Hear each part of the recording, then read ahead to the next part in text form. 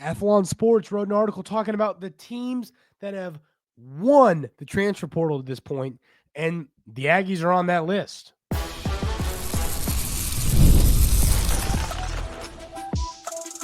You are Locked On Aggies, your daily podcast on the Texas A&M Aggies, part of the Locked On Podcast Network, your team every day.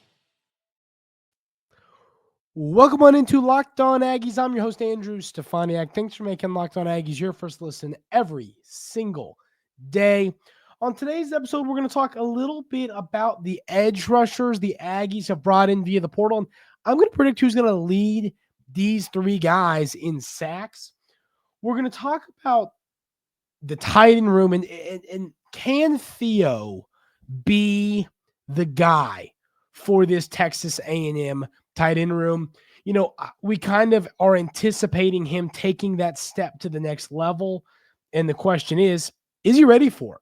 We're going to talk about that. And we're also going to start the show talking about this article from Athlon Sports, talking a little bit about teams that have just knocked the transfer portal out of the park to this point. And we're going to say, hey, why are the Aggies on this list? And we're going to talk about it. So let's get right on into it.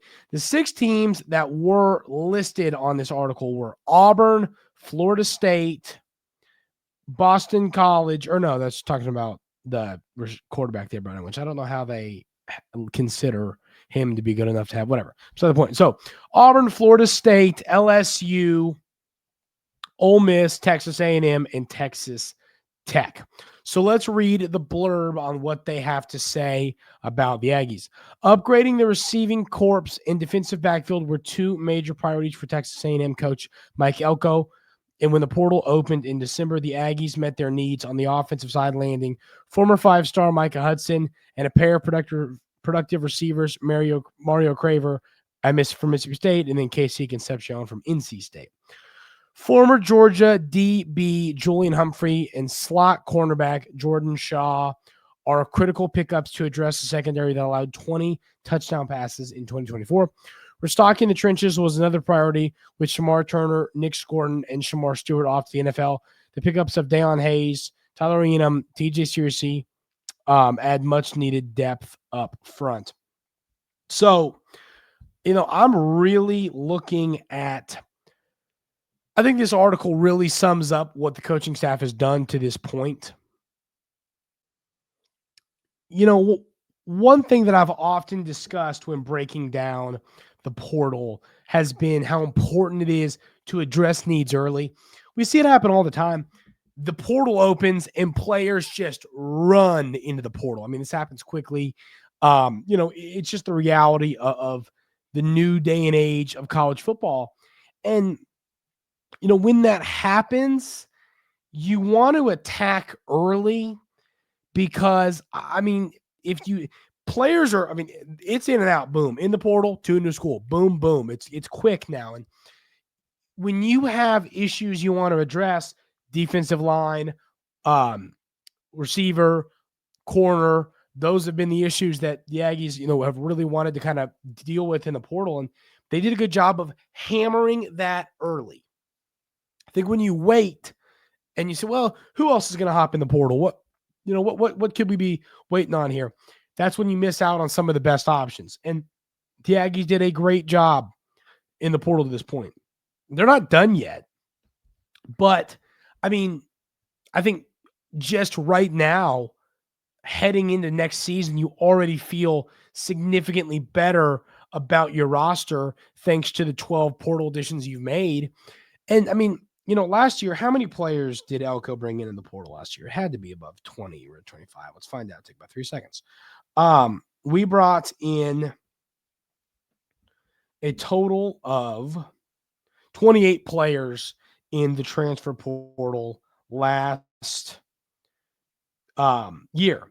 And now you don't need to do that. You no longer need that many players. I would say realistically, we currently have 12 players. I would say realistically, we're probably going to end up with, I'd say 20, 18 to 20. I mean, we've discussed it. I think you've shored up the receiver position. I saw an article today saying, like, now that Noah Thomas is gone, does A&M need another receiver? And that's a interesting, fun conversation. And I'd like to hear y'all's thoughts on that in the YouTube comments. Does Texas A&M need another receiver now that Noah Thomas has put his name in the portal and he is gone? And he's since, committed.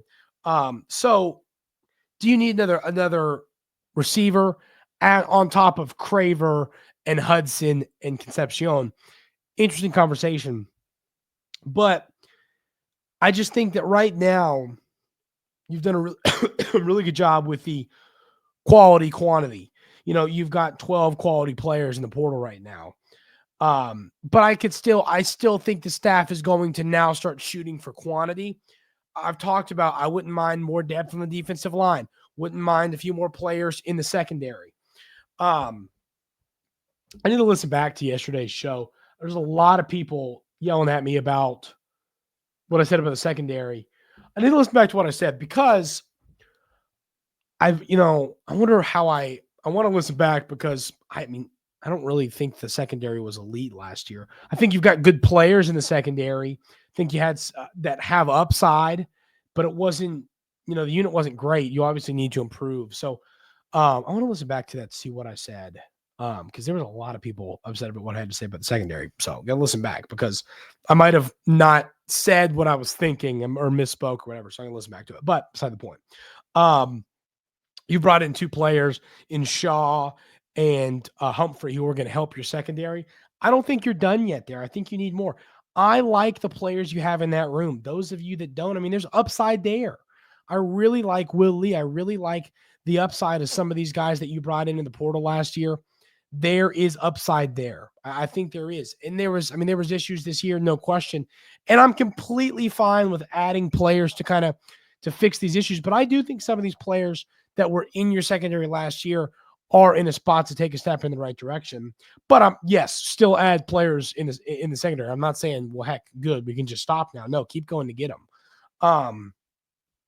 So then looking at the defensive line, I like Tyler Yinham. I really like the edge rushers you've brought in. I love TJ Searcy. I think he's going to be dominant. We're going to talk more about those guys in segment 3 today.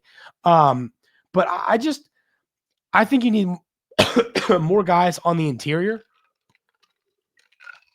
to really shore up this unit. You're losing Shamar Turner, Shamar Stewart, Nick Scorton, 3 elite defensive linemen that you now have to replace. And we're not talking about just replacing bodies.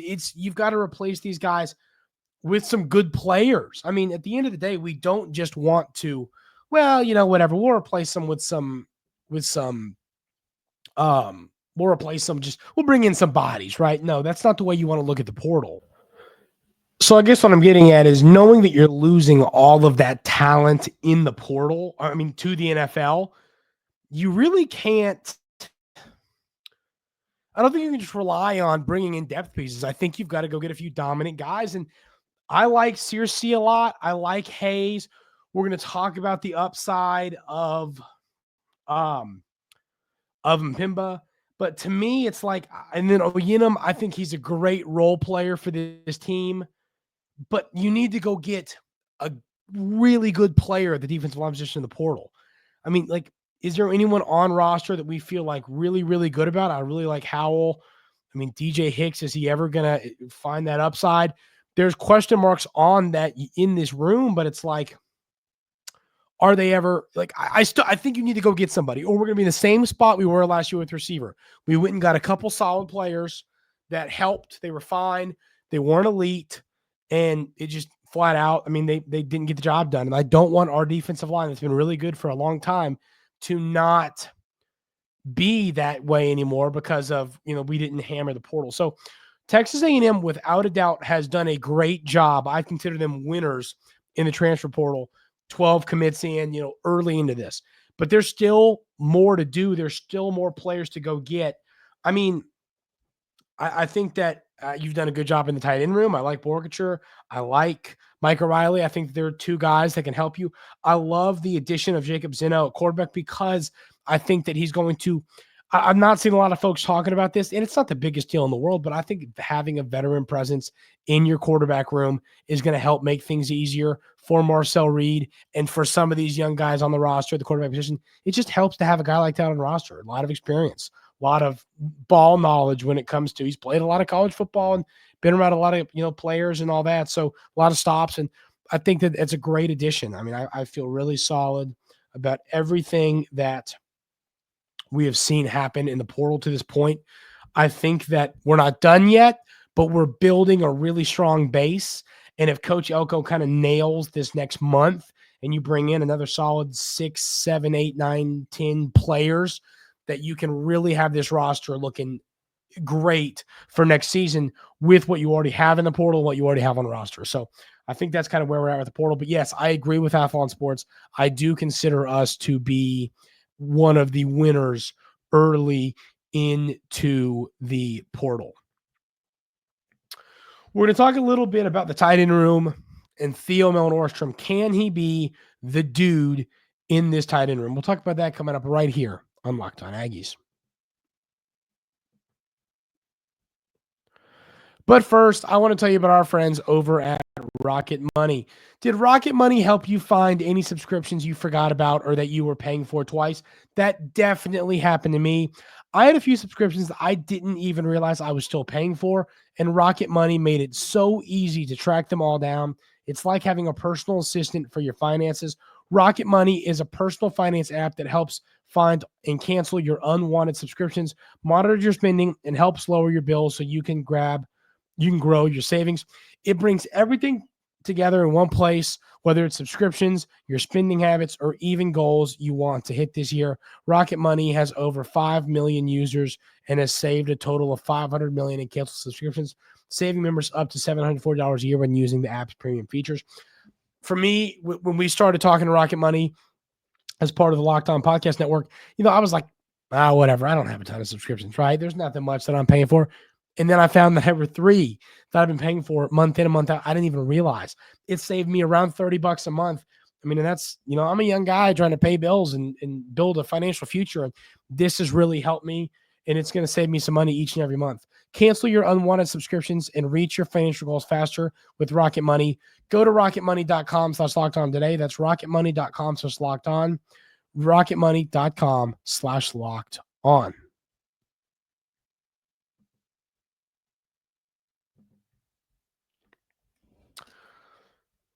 So, the tight end room is one of the more interesting units on this team. And the reason I feel that way is because I just heading into last offseason, we talked a lot about how Colin Klein used his tight end room while he was at Kansas State. He uses tight ends a lot. We saw Sanat lead them in receiving before he came to Texas, Colin Klein came to Texas A&M. They had a great tight end there, and they used him a lot.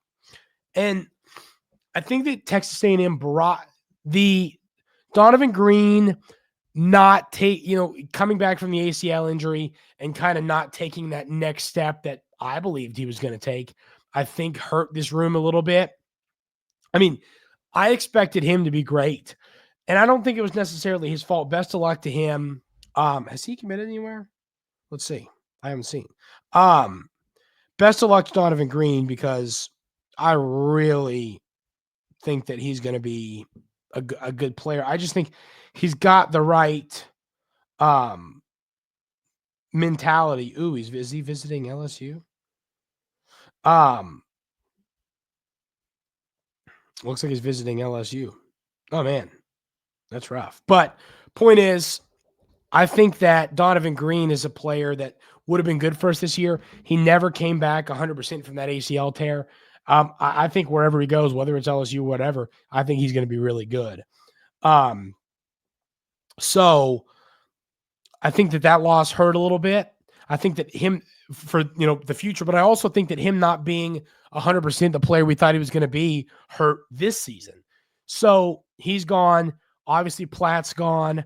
Watson's gone. I mean, you're losing a lot in that tight end room. Now, at the same time, you did a good job bringing in Borkature and Riley in the portal, and you still got Theo Melin Ohrstrom. And I'll tell you, I mean, on the year, Theo Melin Ohrstrom did a lot well. I think that I never saw him becoming a massive role player for this Texas A&M football team. And I kind of think that he has become a player that can be great for us. I mean, he caught 10 passes for 184 yards and 2 touchdowns this season. It's really the first stats he's put up. But I mean, I think that Theo Melin Ohrstrom is a player that's capable of taking that next step and being a great player for us. I like his build. I mean, at 6'6", 265 pounds, he's a guy that is strong enough to help you block, but he's also mobile and quick, and he has pretty good hands. So I think that you're going to see Theo Melin Ohrstrom take the step to that next level in this offense. But it's going to be interesting to see, does Colin Klein use the tight end position more? Did he not use it as much last year because of the players in the room? Did he not use it as much last year because of kind of change in philosophy? What was the reason that the tight ends didn't get all that involved last year? Now, I mean, if you really look at, let's see how many total catches the Texas A&M tight end room had. Watson had 21. We had 10 go to Ohrstrom. 3 go to Calhoun. Was that it? Yep. 3 to Calhoun, 10 to Melin Ohrstrom, and 21 to Watson. So that's 34 receptions to your tight end room for Watson had about 300 yards. Melin Ohrstrom had about 550 yards. I mean, I guess if you combine all of that together, Watson had a touchdown, Melin Ohrstrom had 2. So 3 touchdowns, around 500 yards. I guess if you kind of put all of that together, because to me, I mean, Borkature, the Nebraska transfer, has a lot of experience, but I mean, what was it? I mean, in like 2 or 3 seasons, he's caught like just a couple passes. Let's see, I'll pull up the numbers there. This year, he had 6 catches for 102 yards. Literally in a 4-year career at Nebraska, he's caught 12, 13, 14, 15, 16, 17, 18, 19, about 19 passes, and he has 1 touchdown. I mean, he's just not here to be a receiving. I mean, he'll catch a couple passes, but he's here to block. The other players, I mean, Michael Riley's a high upside tight end play, but at the same time, I mean, he just hasn't done a ton in his Auburn career. I think Theo's going to be the guy for this Texas A&M offense at the tight end position. And I mean, you saw the flashes. To me, now, if you want to look at the flip side of this tight end argument, to me, the flip side would be kind of what we talked about in the receiver room or in the I guess defensive line room of like, okay, so you've got some players now. You brought in a couple of tight ends in the portal. You've bringing in a tight end, and that's a question too. Could Armstrong, the freshman, play a big role for us? That's part of this too. But to me, do you go get an elite tight end in the portal? But I guess the thing about that is you've already brought in 2. Why would you wait till now to go get the elite tight end? That doesn't make much sense to me. So maybe the coaching staff kind of sees Armstrong, maybe Armstrong is in the plans for the future. And that's why they didn't go ham on the kind of getting an elite player. I think because they brought in some guys that are going to help you in Riley and in Borkature. But have they brought in a player that's really going to take that tight end to the next level? I don't know. Maybe they think that Theo's going to be that guy, or at the same time, they think that Armstrong's going to play a big role as a freshman. So this tight end room's interesting because I just think that you're going to see somebody step up that maybe we're not expecting. Maybe it's one of the two transfers. Maybe it's Armstrong. Maybe it is Theo. But right now, I would lead toward Theo. What do y'all think about the tight end room? Who's going to kind of take that step? Let me know that in the YouTube comments. I'm curious. So just let me know this. Who leads the Texas A&M tight end room in receptions, touchdowns, yards, whatever you pick? Let me know that in YouTube comments. Curious your all's thoughts. We're going to talk about the edge rushers the Aggies have brought in and who is going to be the guy. Who's going to lead them in sacks? We'll talk about that coming up right here on Locked On Aggies.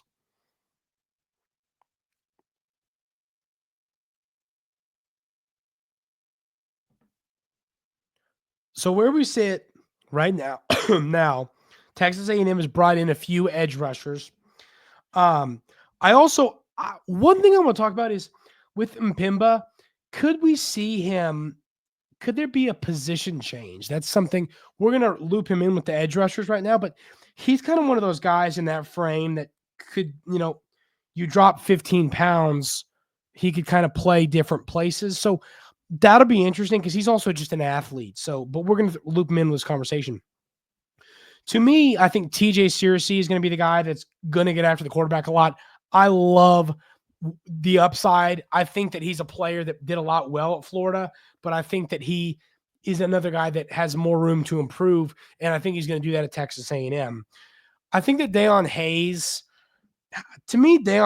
is more of the guy that you know what you're going to get. He's going to be pretty good. He's going to put up solid numbers, but he's kind of one of just those role-playing solid guys to me.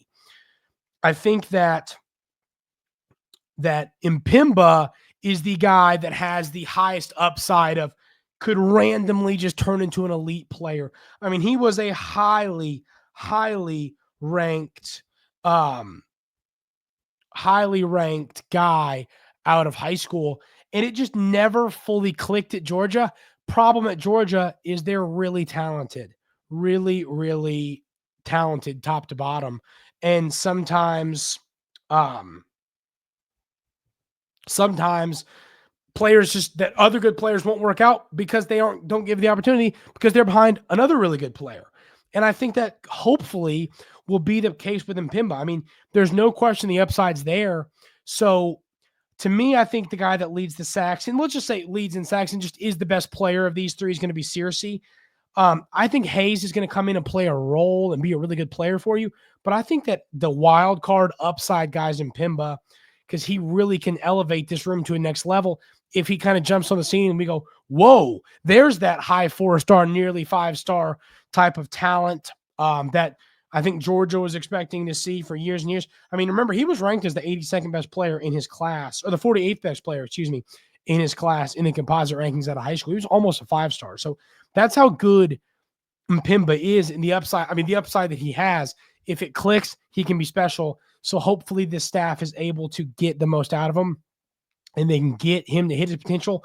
But to me, I think Searcy of those three guys is going to be the best for this Texas A&M football team. That is going to do it for today's episode of Locked On Aggies. Thank you all so much for being here every single day. I really appreciate it. I hope everyone has a great rest of their day today, and we will see y'all tomorrow on a Thursday episode of Locked On Aggies.